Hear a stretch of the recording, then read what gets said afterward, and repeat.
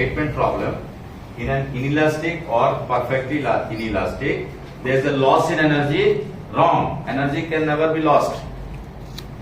There is a loss in what? Kinetic energy. That is clear. Here, this one zone where students become April Fool.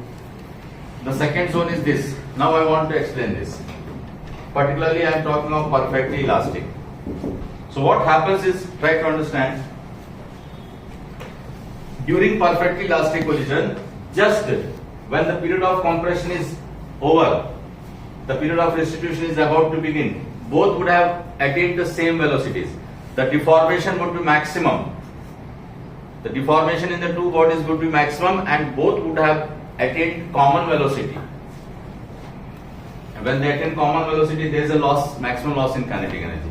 So at this point of time, the kinetic energy is lost to the maximum extent, because that is converted into potential energy because of deformation, elastic potential energy.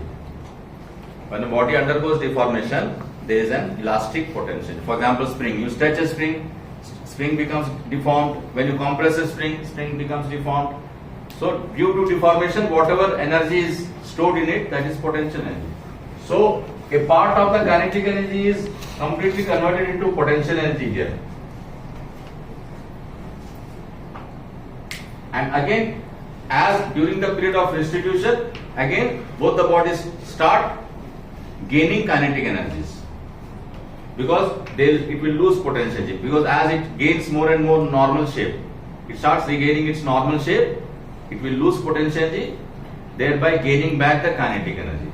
So finally they will gain back their kinetic energy. Make sure that you understand that velocities can be different before and after collision, but the total kinetic energy will remain same. I hope you are understanding. Even though velocities might change, but kinetic energy will remain same before and after.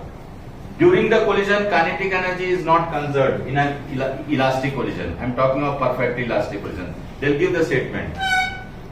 The kinetic energy is conserved during the collision, during a perfectly elastic collision. Wrong. Kinetic energy is not conserved during the perfectly elastic collision, because kinetic energy gets converted into potential energy.